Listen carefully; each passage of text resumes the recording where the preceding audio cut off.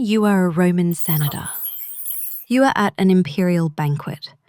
The Emperor Caligula, just 25 years old, smiles at you. He then orders the wives of his guests to parade past his couch. He inspects them. He scrutinizes them like a man buying slaves. He selects one, perhaps your wife. He takes her into his private chambers. 10 minutes pass. He returns to the banquet, sits down, and begins to publicly review her performance. He critiques her, right in front of you. And you, her husband, must applaud. This was not madness. This was a system. This was governance by humiliation. But how? How did Rome, the superpower of law, order, and senatorial dignity, fall into this waking nightmare? To understand, you must first understand the great and terrible lie that began it all. In the year 37 AD, Rome did not just get a new emperor, it celebrated a salvation. The city had just escaped the dark, paranoid final years of Tiberius, the old emperor who had abandoned his people, ruling from his decadent, isolated fortress on the island of Capri. Tiberius's reign had ended in whispers, treason trials, and a suffocating dread. The air in the Senate was thick with fear. And then he arrived. Gaius Caesar. You might think of him only as a monster, but Rome saw something else. They saw a living legend. He was the son of Germanicus, the most beloved, most heroic general the empire had ever known. Germanicus was Rome's virtue, its strength, its lost hero. Poisoned, many believed, by the jealousy of Tiberius. And this new emperor, Gaius, was his son. The soldiers, the hardened legions, adored him. They had watched him grow up in their camps. They had nicknamed him themselves, Caligula. It means little boots, named for the miniature military sandals his father had made for him. He was their mascot.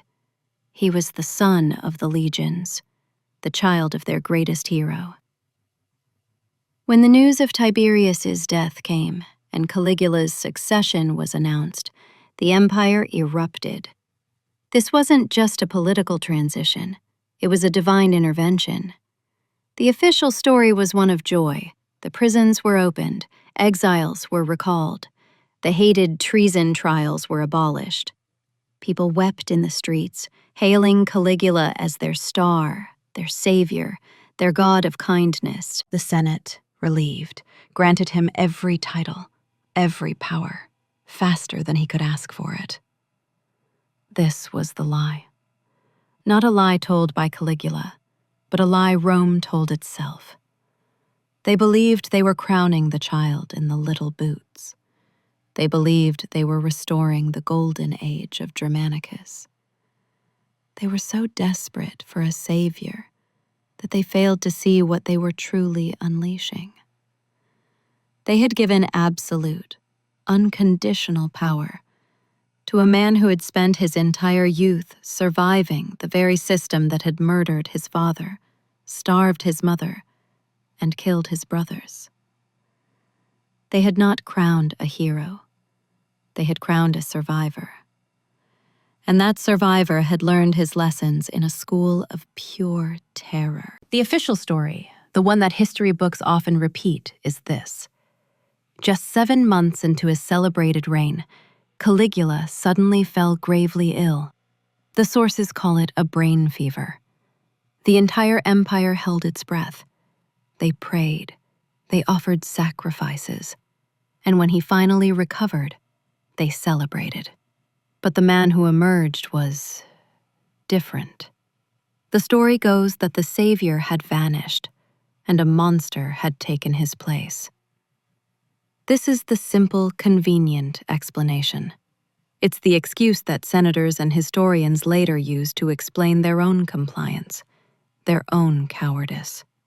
It paints Caligula as a tragic aberration, a medical anomaly.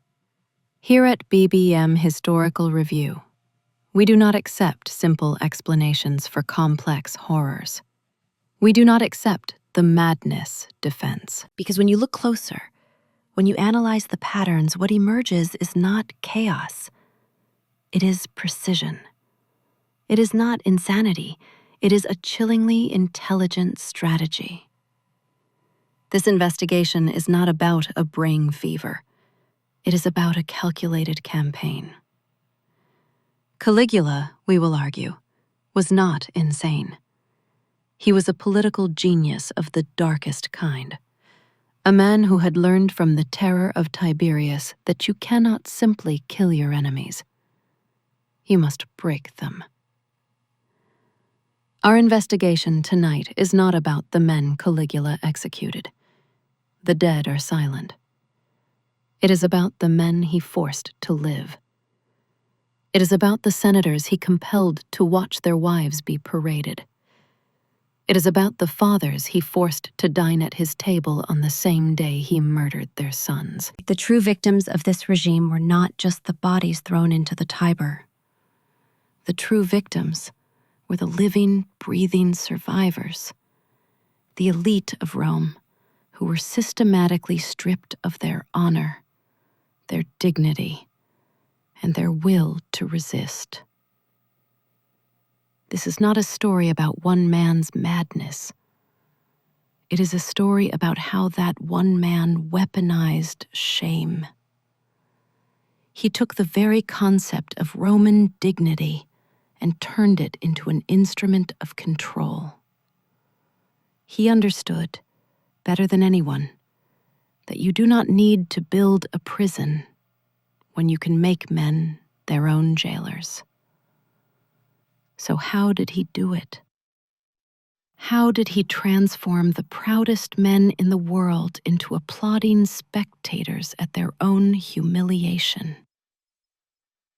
We want to ask you right from the start, which lie do you believe? Did the brain fever genuinely break Caligula's mind, turning a benevolent ruler into a monster overnight? Or was it simply the mask slipping, finally allowing the true, calculated tyrant he was always destined to be to emerge? Let us know in the comments below. Was his cruelty pathology, or was it a strategy? To understand Caligula's strategy, we must first look at his education. His cruelty wasn't born in that fever bed. It was forged over 2 decades of systematic psychological terror. We have to go back. Back to before he was emperor. Before he was even a man. He was Gaius, the boy in the little boots. He was, as we said, the son of Germanicus. But what does that truly mean? It means he was born at the very top, into a family so popular, so beloved, that they represented a mortal threat to the sitting emperor, Tiberius. Caligula learned his first lesson in politics as a child. Popularity gets you killed. Virtue gets you killed. He watched as his father, the hero Germanicus, died suddenly in the East, almost certainly poisoned by an agent of Tiberius. He watched as his mother, the proud Agrippina, fought for her children's legacy, only to be arrested for treason. He watched as his older brother, Nero, was declared an enemy of the state, exiled, and forced into suicide. He watched as his other brother, Drusus, was locked in a dungeon beneath the very palace in Rome, and systematically starved to death. His own family was methodically, clinically, and legally erased from the world. And where was the young Caligula during this? He was a prisoner.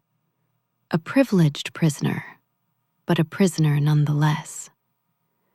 When he was a teenager, he was summoned by the emperor who had destroyed his family. he was ordered to live with Tiberius on the island of Capri. You must understand what Capri was. It was not a retirement villa.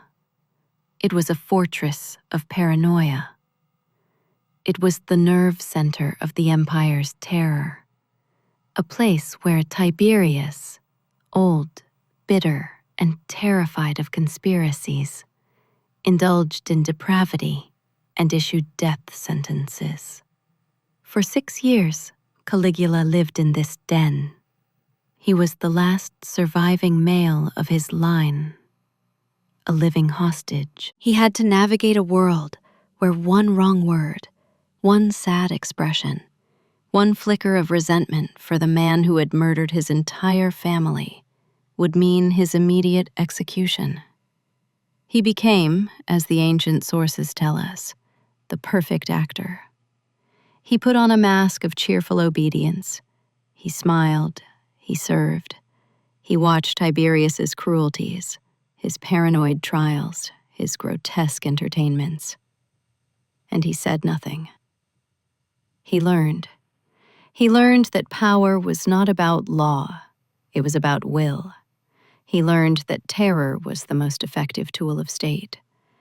And he learned how to hide his true self, to bury his rage so deep that no one could see it. The ancient historian Suetonius tells us that even Tiberius knew what he was creating. The old emperor, watching the boy, once remarked, "I am nursing a viper in Rome's bosom." Tiberius was right, but he failed to realize that he himself had fed that viper. He had taught it his own venom. Caligula graduated from this school of terror with perfect marks. So when we ask what happened after that brain fever, the answer is simple. Nothing. Nothing happened. The actor finally had the crown. The mask was no longer necessary. The performance was over. The viper was simply, at last, allowed to strike. The madness was just the curriculum of Capri, finally put into practice. The question is, what was the first lesson he decided to teach? Caligula's strategy, his motive, was not simply to rule. It was to perform. He had spent his entire youth acting the part of the obedient servant. And now, as emperor, he was simply playing a new role, the absolute god. We have a fascinating, humanizing detail from the ancient archives. Suetonius, in his biography, claims that Caligula was pathologically insecure about his appearance. He was tall, but gangly. He was pale. He was, according to the source, hairy, yet simultaneously bald on the top of his head. He was so sensitive about this that he made it a capital crime for anyone to look down on him from above, or to even mention a goat in his presence. But here is the crucial detail. He didn't hide these perceived flaws. He crafted his terror around them. The historian tells us that Caligula would spend hours in front of a mirror, practicing fearsome and terrifying expressions. Think about that. This is not the act of a spontaneous madman. This is the act of a performer, an actor rehearsing his part. He was studying how to look like a tyrant. He was manufacturing his own dread.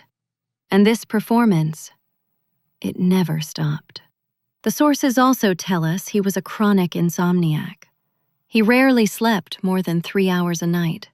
Instead, he would wander the vast, dark marble corridors of the Palatine Palace, alone, waiting for the sun to rise. The image is haunting.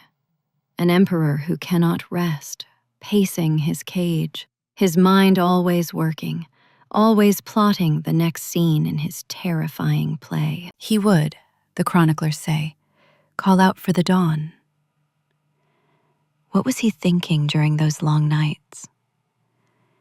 He was defining his own power. He was crafting his new philosophy, a philosophy that would replace 1,000 years of Roman law. We have his own words, preserved by the historians who survived him. When his beloved grandmother, Antonia, the last person alive who could criticize him, tried to offer him advice, he cut her off. His reply, recorded by Suetonius, is the very definition of his 18-plus philosophy of power. He told her, quote, "Remember, I have the right to do anything to anyone." Read that again. Omnia mihi et in omnis licere. Anything to anyone. This was not just a boast. It was a constitutional declaration. It was the legal and moral foundation for everything that followed. He was not the first citizen. He was not the guardian of the republic. He was a god, and gods are not bound by mortal ethics. This philosophy was paired with his famous motto, which he reportedly quoted from an old play. It is perhaps the most chilling summary of tyranny ever spoken. Oderint dum metuant. Let them hate me, so long as they fear me. This is the key. He didn't need love. He had tried that in the first 7 months, playing the part of the beloved savior. But love is fickle. Love is weak. Fear, however, fear is stable. Fear is obedient. Fear is absolute. His motive was now clear. It was not enough to be feared in private. He had to demonstrate that fear, to perform it on the grandest stage possible, using the bodies of the Roman elite as his props. He needed to prove his new philosophy, that he could do anything, to anyone, and that no one, absolutely no one, could stop him. He just needed the right partners to help him execute the plan. He did not ascend to power alone. His philosophy of absolute control required an enforcer. And he had one, waiting in the wings. A man who was, for a brief time, the true master of Rome. His name was Naevius Sutorius Macro. You must understand who Macro was. He was the prefect of the Praetorian Guard. He was the commander of the only army allowed in the city. He was the man who held the keys to the palace, the man who controlled the emperor's personal safety. He was, in short, the Kingmaker. As the old emperor Tiberius withered away on Capri, Macro, the pragmatist, saw the writing on the wall. He needed to secure his own future. He quietly, skillfully, began to manage the succession. He controlled the flow of information from the island. He ensured the Senate in Rome was primed. He placed his bet not on Tiberius's aging biological grandson, but on the charismatic, popular, and seemingly pliable Caligula. But this was not just a clean political alliance. This is our first breadcrumb. This is the first file in the case, the one that reveals the rot at the very foundation of the new regime. According to the historian Cassius, this political pact was not sealed with a handshake. It was sealed in the bedroom. The clue is a name. Ennia Thrasilla. This was Macro's wife. The ancient sources, our breadcrumbs, allege that while Tiberius was still alive, Caligula began a secret, sordid affair with Ennia. This was not a crime of passion. It was a cold, calculated transaction. Caligula, the ultimate actor, seduced Ennia to secure her husband's loyalty. He needed to own the Kingmaker. And he did it by making a promise. The sources claim he swore a sacred oath, a written contract, that if Ennia helped him get the throne, he would marry her. He would make her his empress. Think about this. The man who would soon hold the fate of the world in his hands used the symbolic, sacred oath of marriage as a piece of political barter. This is the symbolic image, the contract, the promise of the imperial marriage bed, corrupted before it was ever used. And what of Macro? The sources imply the most chilling detail of all. Macro knew. He may have even encouraged it. He was willing to trade his own wife's dignity, to prostitute his marriage, in exchange for becoming the power behind the new throne. He believed he was the puppet master. He believed he could control the young man he was placing in power. This is the first piece of hard evidence. This is the foundational secret. The empire was not passed on by law. It was seized through an 18-plus contract. Caligula's entire reign was born from this toxic, three-way pact of lust, ambition, and betrayal. He had learned from Macro that everything and everyone had a price. He had learned that the most powerful man in Rome was willing to sell his own wife. This set the precedent. If the throne itself was bought with this currency, what did that mean for the rest of Rome? It meant that for Caligula, every marriage was a transaction. Every wife was an asset. Every oath was a lie waiting to be told. The problem, as Macro would soon learn, is what happens when you make a deal with a viper. The debt always comes due. And Caligula? He had no intention of paying. He was, however, very interested in collecting. If the pact with Macro was the secret foundation of the new regime, our next breadcrumb is the public blueprint for its operation.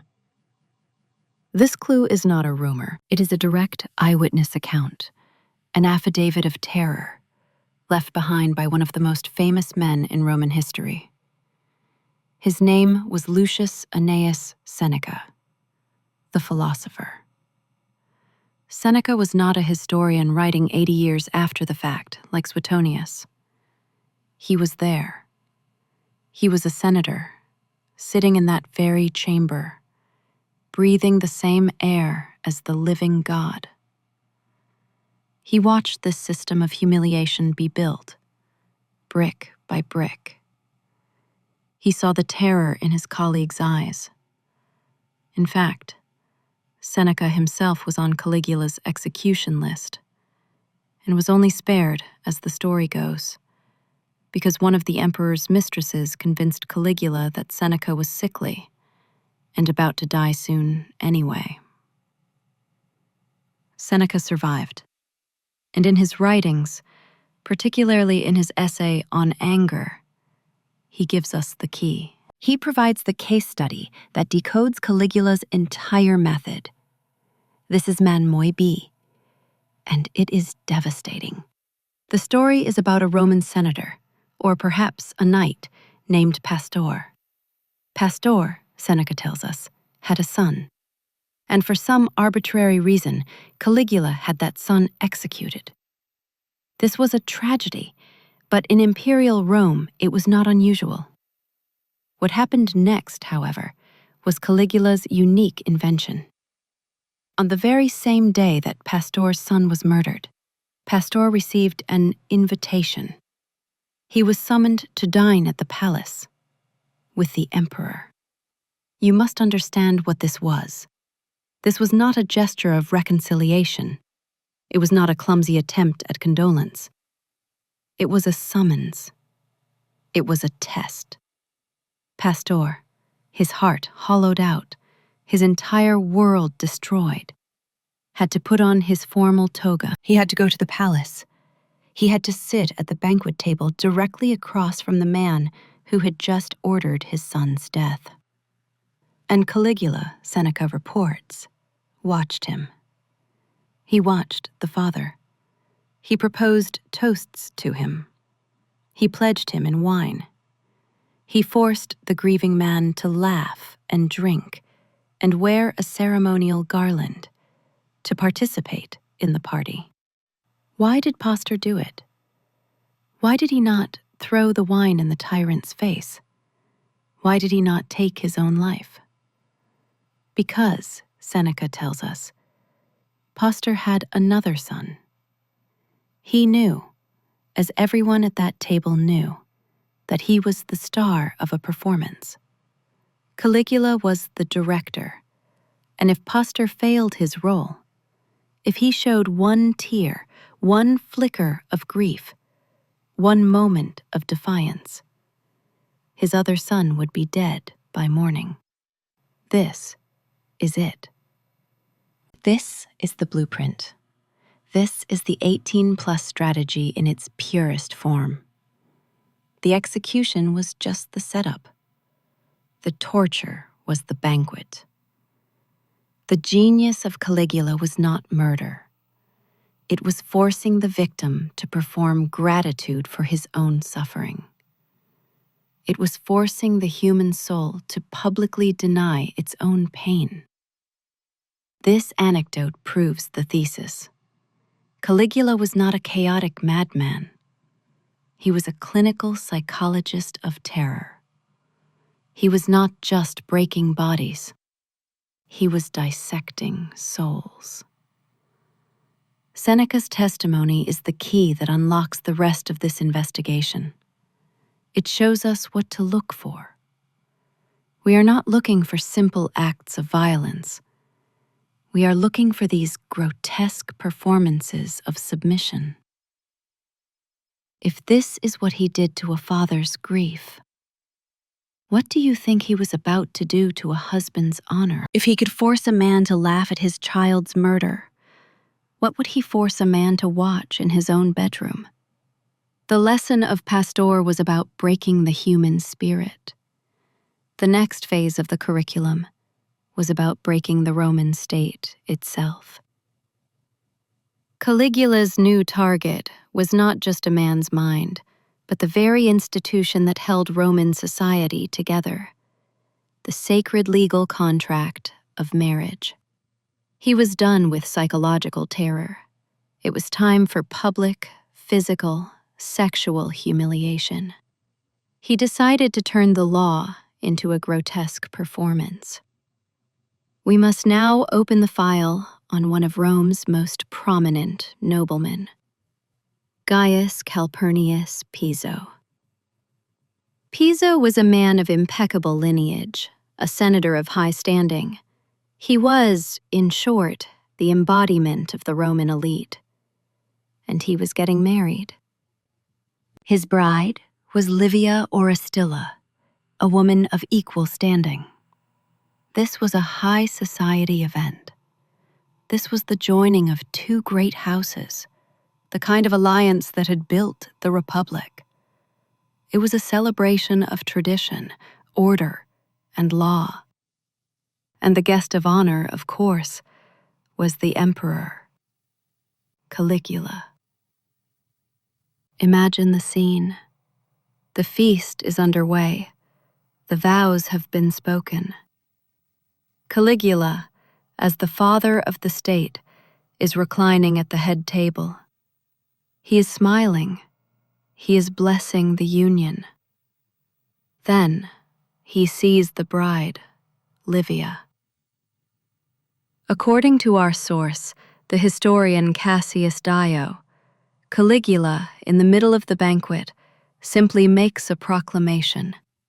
He says loud enough for those nearby to hear, quote, "Do not touch my wife." The music must have stopped. Piso, the husband, freezes. Is this a joke? A strange, drunken compliment from the young emperor? It is not a joke. Caligula rises from his couch. He walks to the bride. He takes her from her husband's side, from her family, from her own wedding feast, and escorts her to the imperial chambers. The entire Roman elite, the senators, their wives, they just watch. They do nothing. But here is the 18+ signature.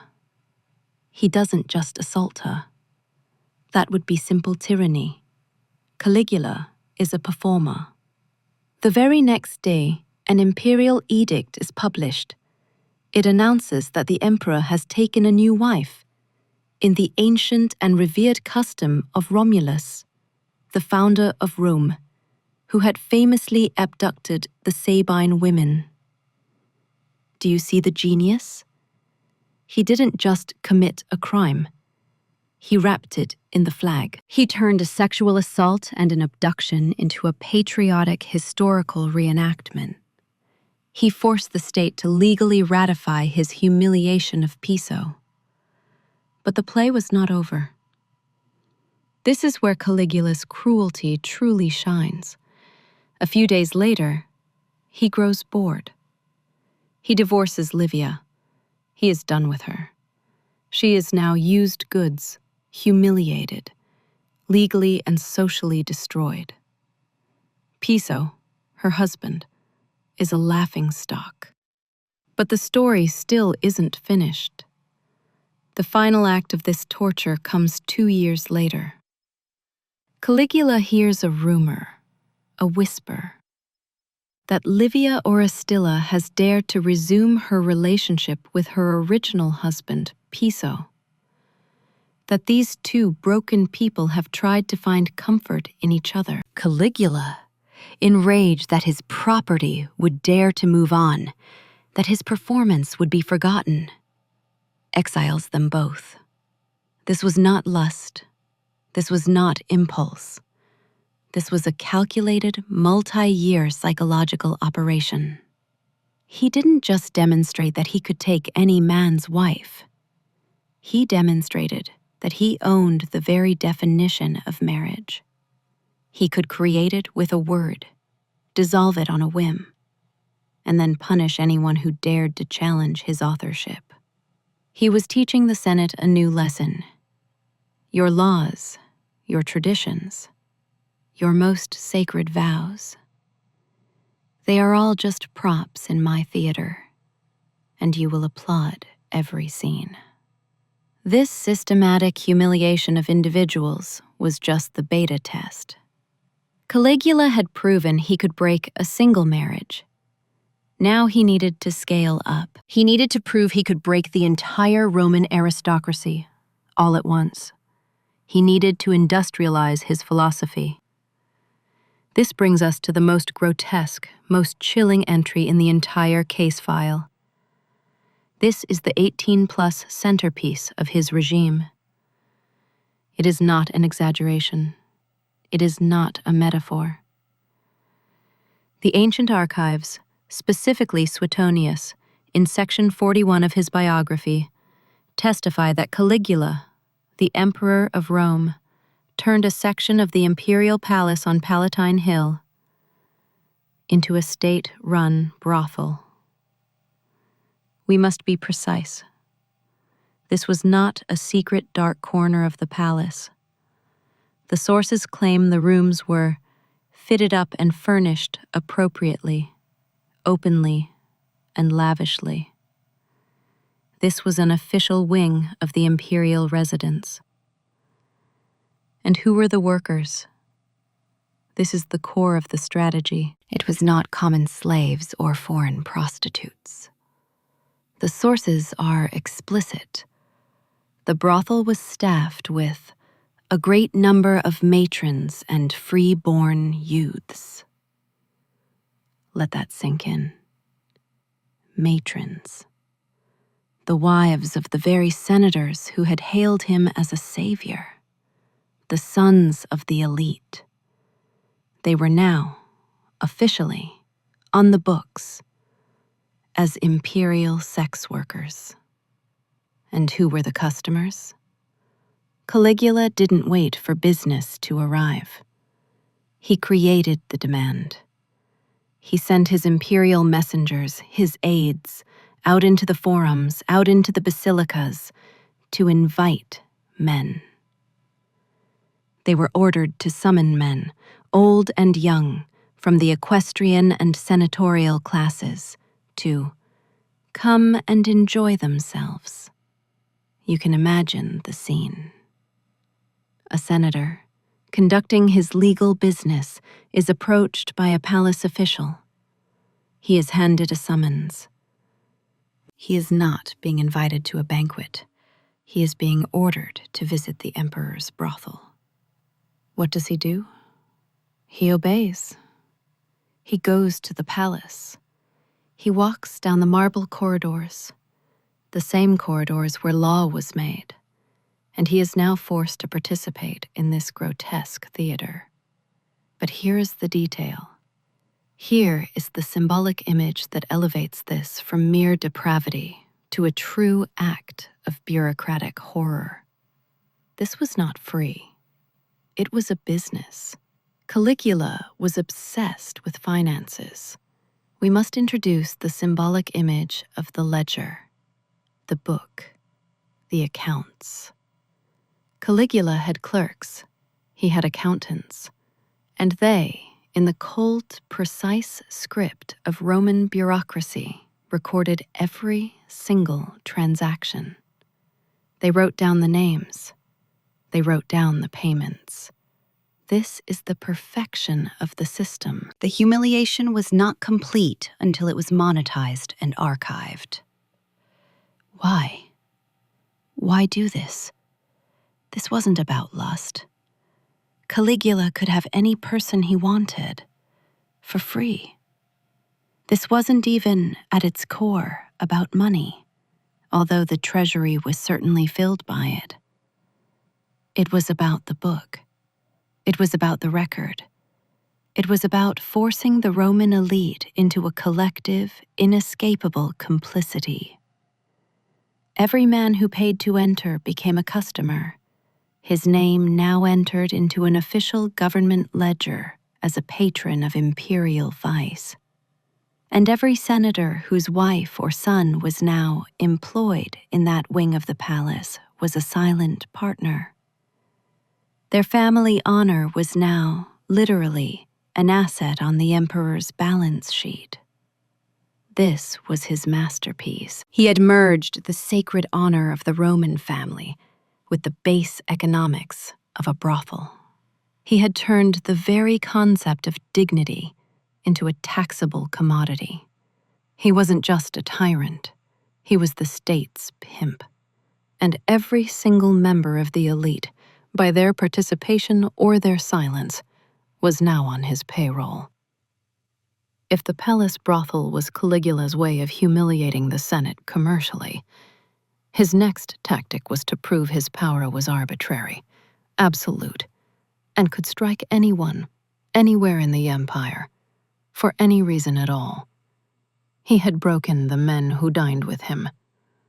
Now he would break the men who governed for him. We opened the file on Lolia Paulina. Lolia Paulina was a noblewoman of the highest rank. She was wealthy, she was respected, and she was, crucially, far from Rome. She was married to Publius Memmius Regulus, the governor of a major province. She was, by all accounts, safe. She was the first lady of her province, protected by her husband's legions and by thousands of miles of sea and land. She had done nothing to attract the emperor's attention. She had not flirted. She had not been seen at court. She was simply existing. And then, one day, Caligula heard a story. Not about her, but about her grandmother. The ancient sources, specifically Cassius Dio and Suetonius, tell us that Caligula was at a banquet when someone made an offhand remark that Lolia Paulina's grandmother had once been a famously beautiful woman. That was it. That was the trigger. For Caligula, this was not a piece of trivia. It was an inventory. He, the emperor, had just learned of a beautiful asset belonging to one of his governors, and he had not yet personally inspected it. He did not send a polite invitation. He issued a summons. Immediately. Lolia Paulina was ordered to abandon her husband, abandon her duties as the governor's wife, and travel from her province all the way back to Rome. Just like that. Memmius Regulus, her husband, a powerful man with an army at his command, was forced to sign the travel papers. He was forced to pack his wife's bags. He was forced to send her, alone, to the emperor who had summoned her, purely based on the reputation of her dead grandmother. When she arrived at the palace, terrified and confused, Caligula inspected her. He was pleased. So he married her. But first, he forced her to legally divorce Memmius. This was a critical step. He didn't just take her as a mistress. He forced the Roman state, its laws and its priests, to sanctify the abduction. He compelled her husband to sign the divorce, officially relinquishing his claim. Lolia Paulina was now the Empress of Rome. For a few days, maybe a few weeks. The sources are not clear on the exact timeline, because it was so shockingly brief. And then, he grew bored. He divorced her. But Caligula's divorces were never simple. They were, like the banquet for Pastor, another form of psychological torture. He didn't just quietly annul the marriage. He announced the reason for it. And the reason he gave was a devastating, public, 18+ humiliation. Suetonius tells us he divorced her on the grounds that she was barren, that she was infertile. He didn't just discard her. He declared her biologically worthless. He shamed her as a woman, in front of the entire empire, for failing to produce an heir he never even intended to have with her. She was now ruined. She could not return to her first husband. She was a former empress, but one who had been publicly branded as barren. She was a pariah. But even this was not the end of the performance. This is the final, agonizing turn of the screw. He gave her one last command. He issued a formal edict. Lolia Paulina was forbidden, for the rest of her life, from ever sleeping with or marrying another man. Do you see the system? This was not lust. This was not a search for a wife. This was a message sent to every governor, every general, every powerful man in the empire. The message was, your distance cannot protect you. Your armies cannot protect you.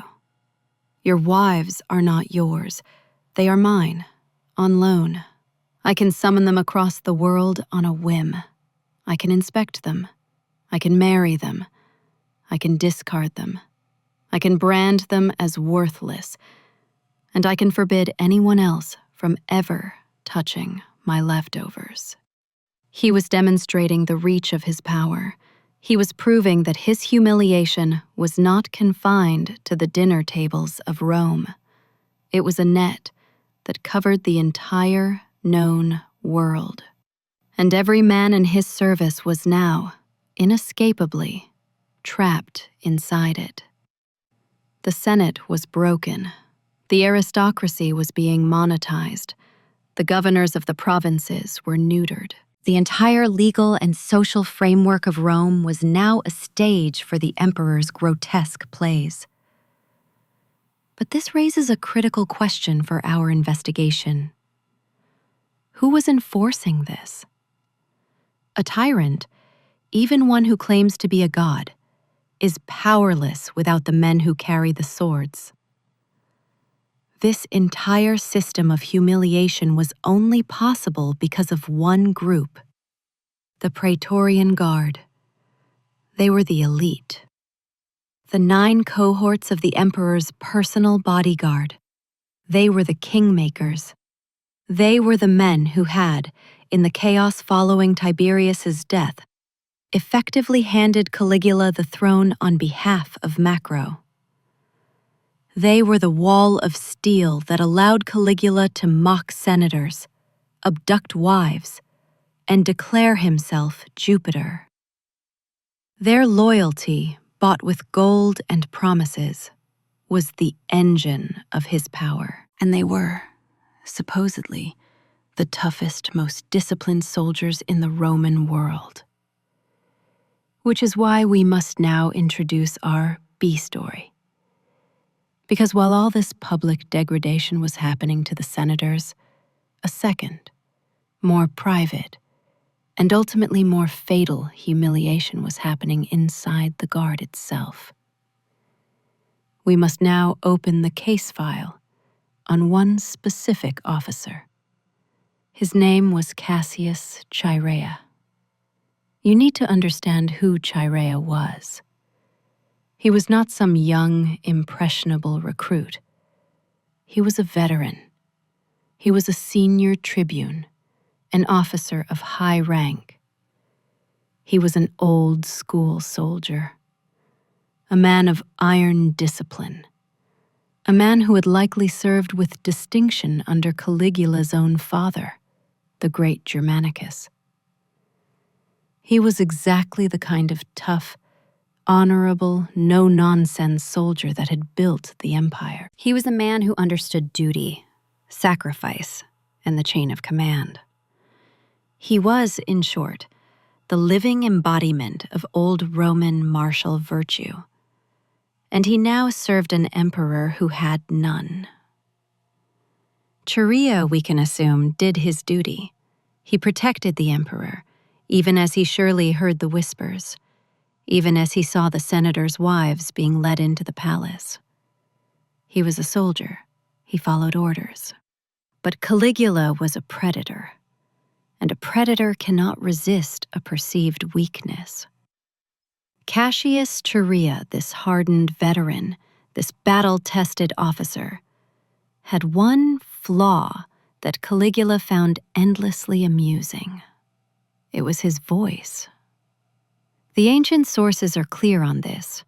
Chaerea, the tough soldier, had a high, thin, reedy voice. The historians describe it as effeminate. And Caligula, the supreme bully, the man who practiced his fearsome expressions in the mirror, could not let this go. This is our B story. This is the symbolic image that will bring the entire empire crashing down. The voice. Caligula began to mock him. Publicly. Daily. He would undermine Chaerea's authority in front of his own men, the very soldiers he was supposed to command. He would imitate his voice. He would make crude 18-plus jokes, implying this veteran soldier was weak, that he was a woman, that he was a pretty boy. Here at BBM Historical Review, we must follow this second track, because while Caligula was busy breaking the spirit of the Senate, he was simultaneously attacking the pride of his own executioner. He was humiliating senators who had no power to resist. He was now humiliating a man who carried a sword for a living, a man who had access to the emperor's private chambers every single day. He was waging 2 wars of humiliation, and he had just made a fatal miscalculation. He had confused a senator's capacity for shame with a soldier's capacity for insult. The Senate would bend. They would weep and applaud, as Pastor did. A soldier like Chaerea, a soldier is made of different material. This humiliation of Cassius Chaerea was not a one-time event. It became a daily, grinding, administrative ritual. Our investigation shows this is where Caligula's sadism and his bureaucratic power merged perfectly. Every single day, as a senior officer of the guard, Tribune Chaerea had a specific, formal duty. He had to go to the emperor, in person, to receive the watchword for the night. This was the secret password that the sentries of the palace and the city would use for the next 12 hours. It was a critical security protocol. It was meant to be a moment of profound trust between the emperor and his most senior bodyguard. Caligula, the ultimate performer, turned this solemn duty into his favorite comedy routine. Imagine the scene. Chaerea, in his full armor, his sword at his side, stands at attention. He is the image of Roman military power. He asks for the watchword, and Caligula, with a smirk, would give him a password designed specifically to mock his effeminate voice. The sources, Suetonius and Dio, give us examples. One day the password would be Venus, the goddess of love. The next it might be Priapus, the minor god of fertility, represented explicitly by a giant phallus. Do you see the 18+ nature of this attack? Caligula was forcing this veteran soldier to walk out and repeat a pornographic or unmanly word to the other soldiers all night long. He was forcing Chaerea to be the punchline of his own joke.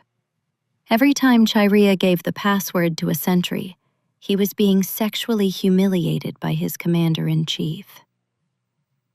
This was a dead end. This was the trap. What could Chaerea do?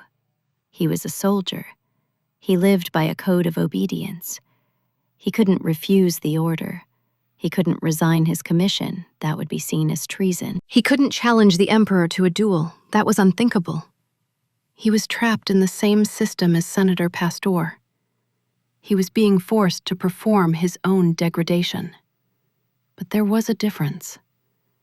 Pastor was a civilian, broken by grief.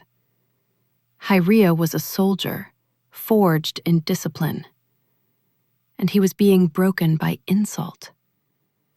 We can track this escalation. The jokes got worse. The laughter from the other, younger officers around Caligula grew louder.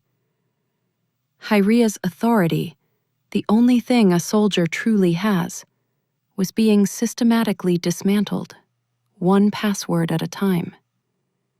He was a man without options.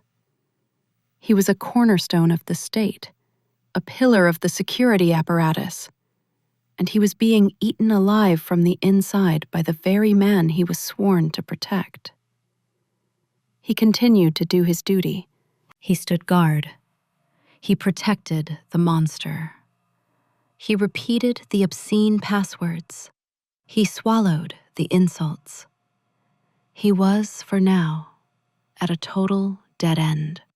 But our investigation shows that in the mind of a man like Chaerea, this kind of pressure doesn't just disappear. It doesn't dissolve. It builds. It calcifies. It hardens. He was a dead end that was slowly turning into a weapon. He just needed one final push.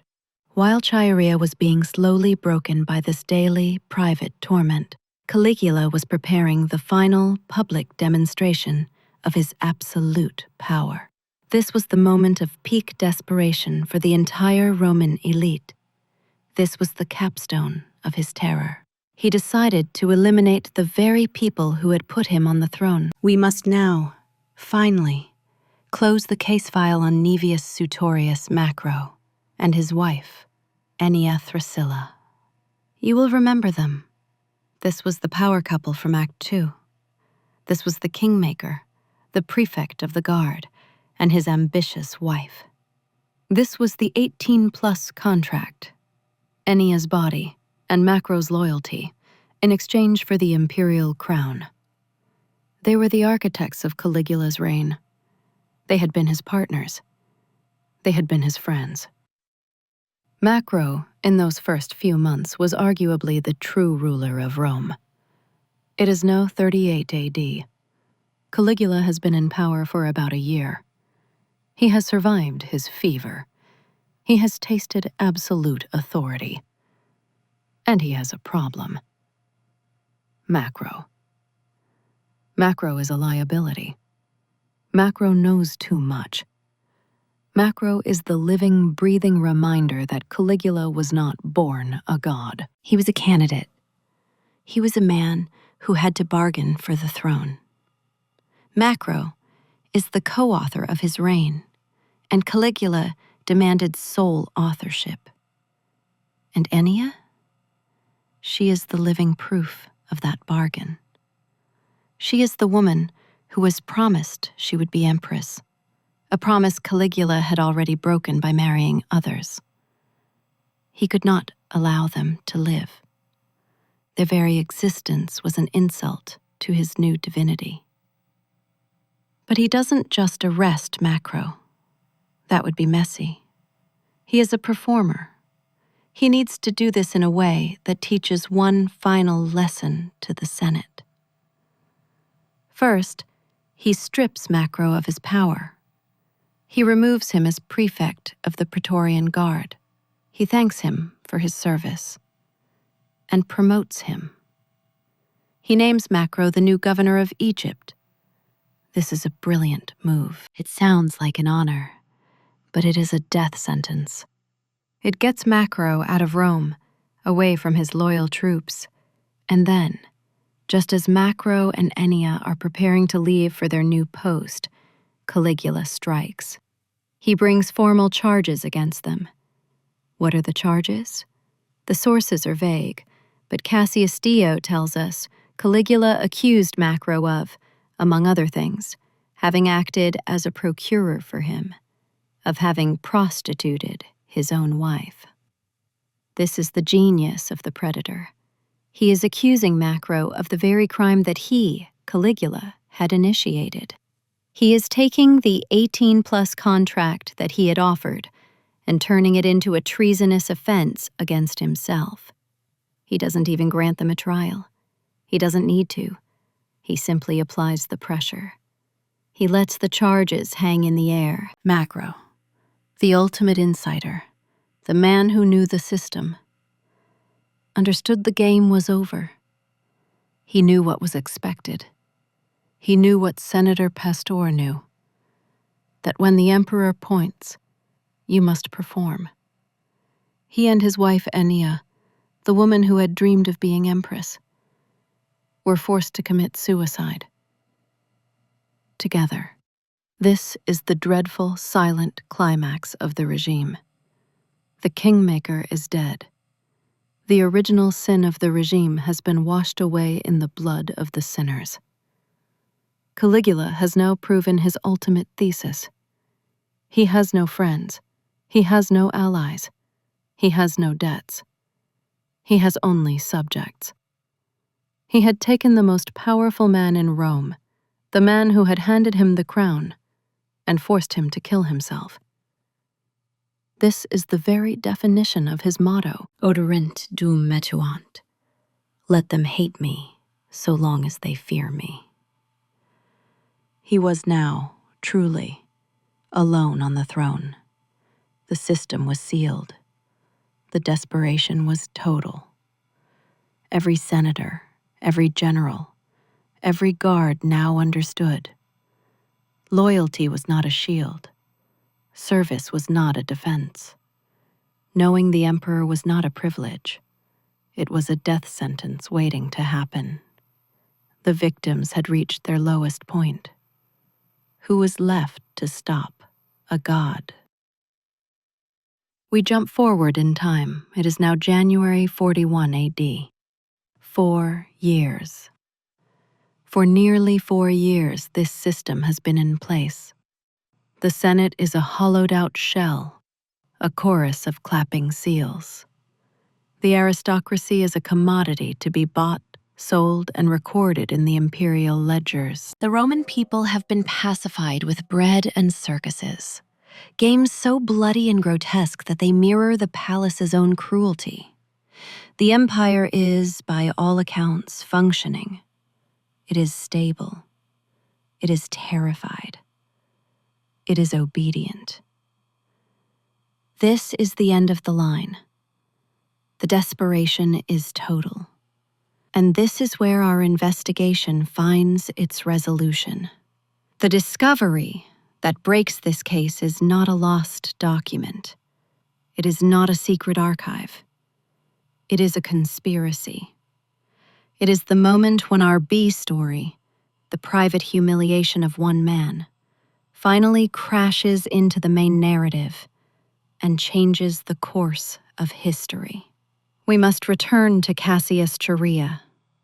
For 4 years, this veteran soldier has endured it. 4 years of Venus. 4 years of Priapus. 4 years of being the butt of the emperor's 18-plus jokes. His military authority eroded. His personal honor shredded. One day at a time. While the senators, like Pastor, learned to swallow their grief and perform, Chaerea, the soldier, was swallowing a different poison. Insult. And the pressure had finally, fatally, built up. The official story, the one the Senate would later try to write, is that this was a noble plot to restore the Republic. That these were patriots striking a blow for liberty. This is a lie. Our investigation reveals a far more human and far more 18-plus motive. This was not about freedom. This was about dignity. This was not a political assassination. It was a personal vendetta. Chaerea was not trying to save Rome. He was trying to save his own manhood, the last thing Caligula had left him. He was done being the punchline. And he was not alone. He began to sound out his fellow officers. He was looking for men who were, like him, at their breaking point. He found them. He found Cornelius Sabinus, another tribune of the guard, a man who also had his own reasons to hate the emperor. This was not a grand conspiracy of senators and philosophers. This was a small, tight, lethal cell of bodyguards. They were the men who stood in the corridors. They were the men who heard the screams. They were the men who had to carry out the insane orders. They were the men who had to protect the monster from his victims. And they had decided finally to become the victim's avengers. The discovery was the plan. They needed a time and a place. The time? The Ludi Palatini, the Palatine Games, a public festival in honor of the deified Augustus, held right there on the palace grounds. It was perfect. The crowds would be high, the security would be chaotic, and Caligula, the ultimate performer, would be front and center. The place? This is the most crucial detail. They chose a Cryptoporticus, an underground, half-lit, vaulted passage, a service tunnel beneath the palace, connecting the imperial theater to the private residence. This is a deeply symbolic image. Caligula, the living god, the sun, Jupiter himself, would not be struck down in the forum before the people. He would be cornered underground, in the dark. He would die in a servant's hallway. The plan was set. On the last day of the games, January 24th, Caligula would attend the morning's performances. He would then, as he often did, walk through that private tunnel to get to his lunch. Chaerea and Sabinus and their small team would be there. They would be on duty. They would be in their armor. They would have their swords. And they would be waiting for the password. January 24th, 41 AD. The Palatine Games are in full swing. Caligula is in the theater enjoying the performances. He is restless as usual. He decides to leave for lunch, planning to return later. He, his personal guard, and a few attendants, including a group of young noble boys from Asia who were there to perform for him, enter the Cryptoporticus, the tunnel. This is the physical evidence, the scene of the crime. It is a long, vaulted underground corridor. It is narrow. It is dimly lit by slits in the ceiling. It is an echo chamber of marble and shadow. This is not the throne room of Jupiter. This is a tomb. Caligula is walking through the passage, reportedly chatting with the young performers. And then, Cassius Chaerea makes his move. He approaches the emperor. It is his duty, after all. He is the tribune on watch. He must secure the person of the emperor. He must get the watchword. This is it. The final performance. According to the historian Josephus, who gives the most detailed account of the assassination. Chaerea approaches Caligula and asks him, formally, for the password. Caligula, the performer, the bully, cannot resist. It is one joke too many. The sources differ on the exact word he spoke, but they all agree on its nature. It was another mockery, another insult to Chaerea's effeminate voice. Perhaps he smirked and said Jupiter. Perhaps he offered another lewd 18+ term. It doesn't matter. It was the final humiliation. Chaerea, the old soldier, his mind now a singularity of 4 years of compressed rage, does not flinch. He simply responds. He utters a famous, chillingly formal phrase. Hoc age. It means take this, or more accurately, do this thing. It was an ancient sacrificial phrase used by priests when striking the beast on the altar. Chaerea was declaring that he was not a murderer. He was an executioner. He was sacrificing a monster. He draws his sword, and he strikes. This is the physical proof. The god can bleed. Chaerea's first blow is not perfect. He is an old man, and his rage makes him tremble. He slices Caligula across the shoulder, or perhaps the neck. It is not a killing blow. Caligula screams. This is a sound no one has ever heard. The god screams in pain and terror. He turns to run. And then, the second conspirator, Cornelius Sabinus, lunges. He stabs Caligula in the chest. Caligula falls. He is on the floor of the dark passage. He is no longer Jupiter. He is no longer the man in the mirror practicing his terrible expressions. He is just a bleeding, dying man, curled up on the marble. And this is where the physical evidence becomes overwhelming. This is where the rage of the entire empire is finally uncorked. The rest of the conspirators, the other guards, the men who had been silent for 4 years, the men who had perhaps been forced to fetch the senators' wives, the men who had listened to the screams from the bedrooms. They descend. This is not a clean political assassination. It is a butchering. It is a frenzy. They swarm his fallen body. They stab and stab and stab. They are not just killing him. They are erasing him. They are venting 4 years of terror, shame, and humiliation into his flesh. Suetonius, our source, tells us the final forensic count.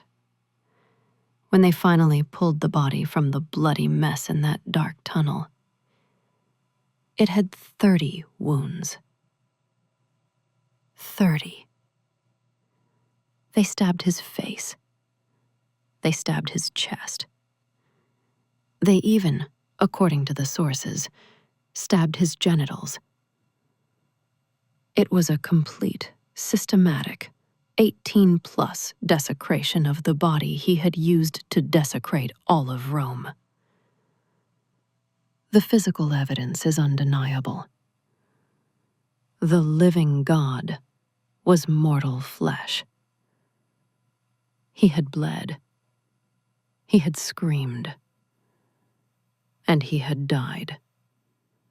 Not on a cloud on Olympus, but like a stuck pig in a service tunnel, at the hands of the very men he had paid to protect him. The ultimate humiliation had been answered. The 30 wounds were the answer to the obscene passwords. The blood on the marble was the answer to the palace brothel. The strikes to his face were the answer to the terrifying expressions he had practiced in the mirror. This decodes the entire mystery. Our investigation asked how Rome, the Senate, and the elite could possibly tolerate this system of humiliation. And the evidence in that dark tunnel provides the answer. They couldn't.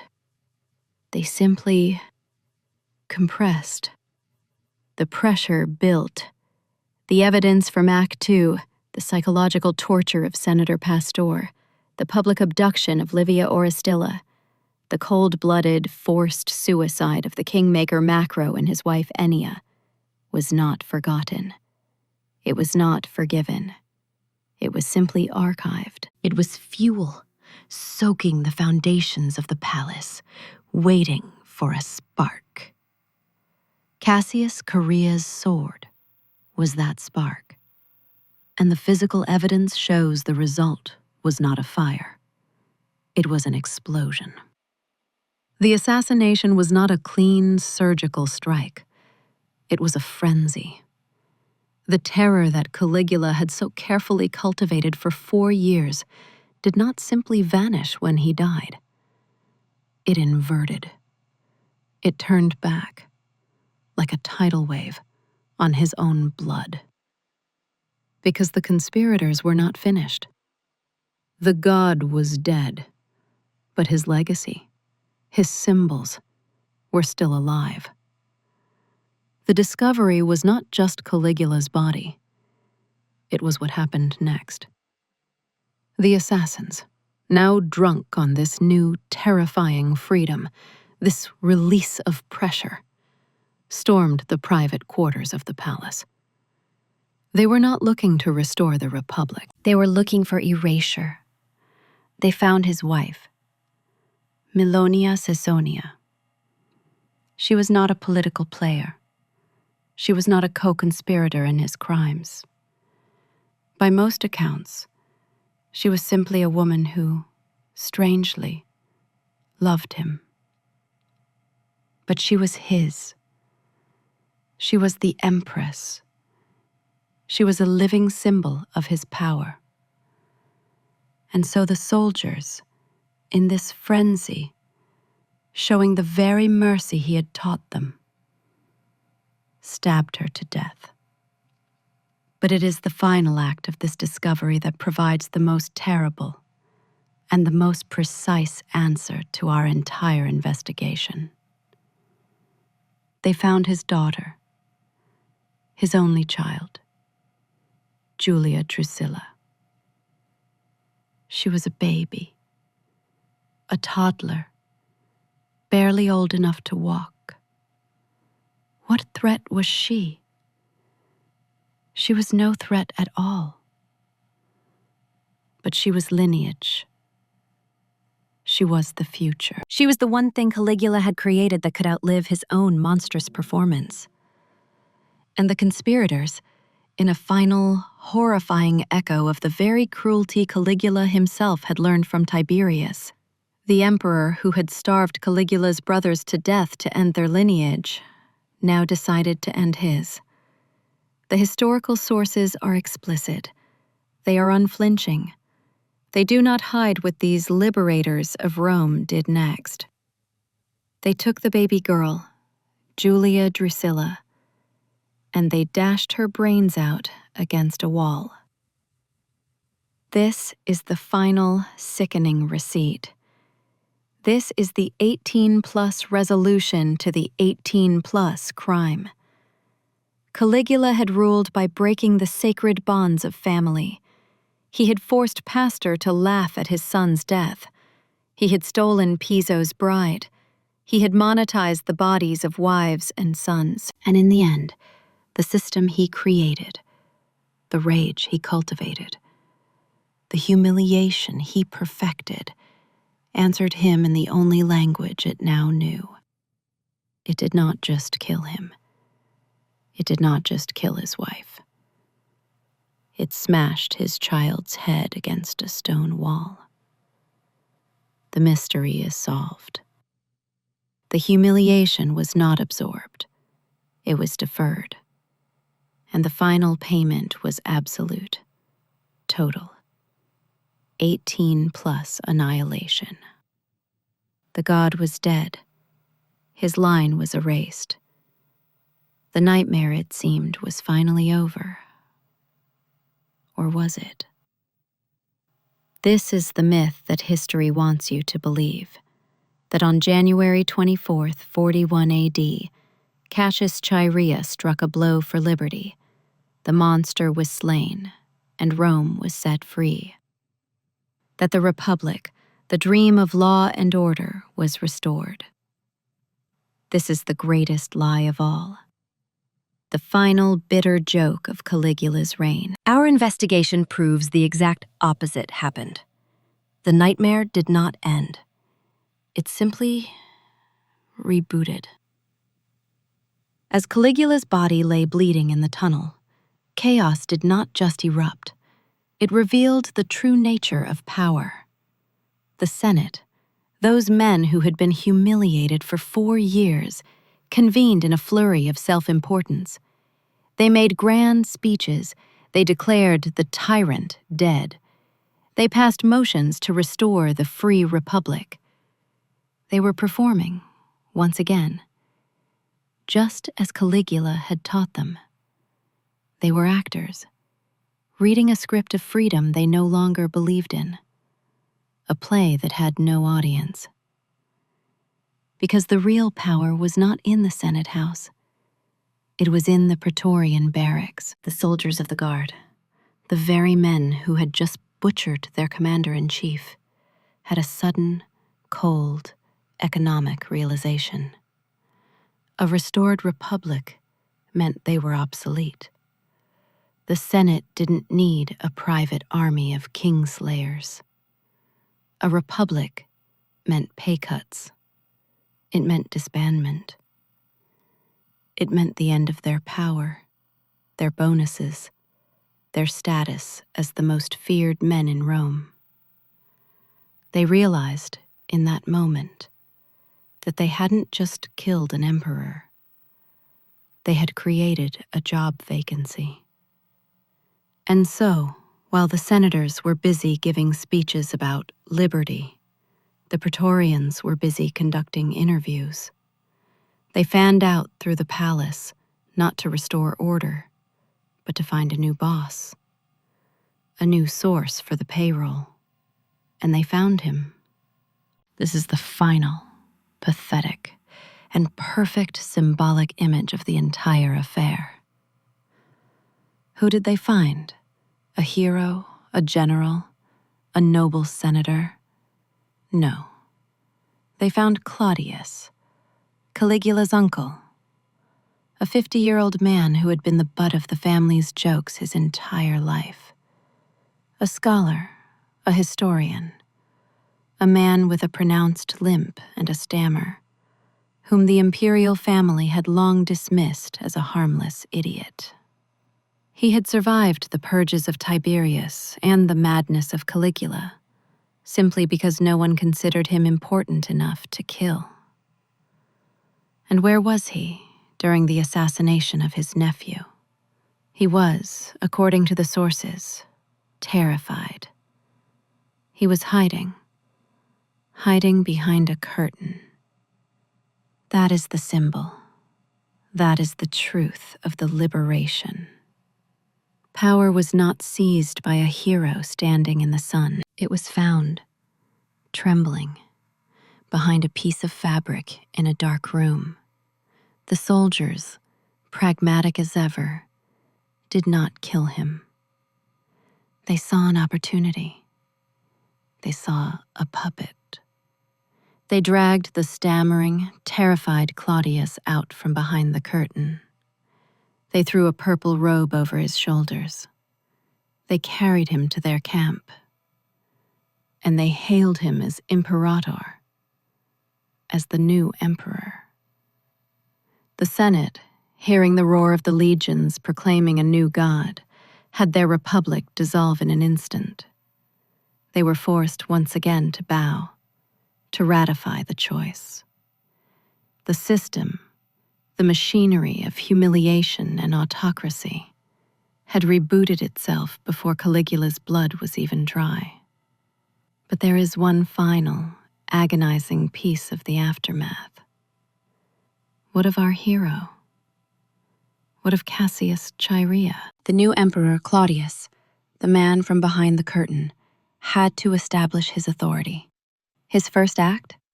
It was not to build a statue to the man who had freed Rome. It was to restore order. And you do not restore order as an emperor by celebrating the man who just proved that emperors can be killed. Claudius gave the order. Cassius Chaerea, the man whose 18+ humiliation over his own voice had sparked the entire revolt, the man who had shouted "Hoc age" and struck the first blow, was arrested, tried for treason, and executed. The Liberator was killed by the very system he had just reset. The performance was over. The actors had changed. The play remained exactly the same. Caligula's true legacy, therefore, was not his cruelty, his lust, or his madness. His true legacy was the machinery of obedience. He proved that a state can endure any atrocity, any 18+ humiliation, as long as the bureaucracy continues to function and the system provides a paycheck. In killing him, Cassius Chaerea did not kill the system. He only reset the stage. The monster was dead, but the curtain, the very one Claudius hid behind, simply rose again. The performance continued. Because Caligula had taught Rome and the world that the show must always go on. Thank you for watching BBM Historical Review. Subscribe for more investigations into the truths hidden in the darkest archives of history.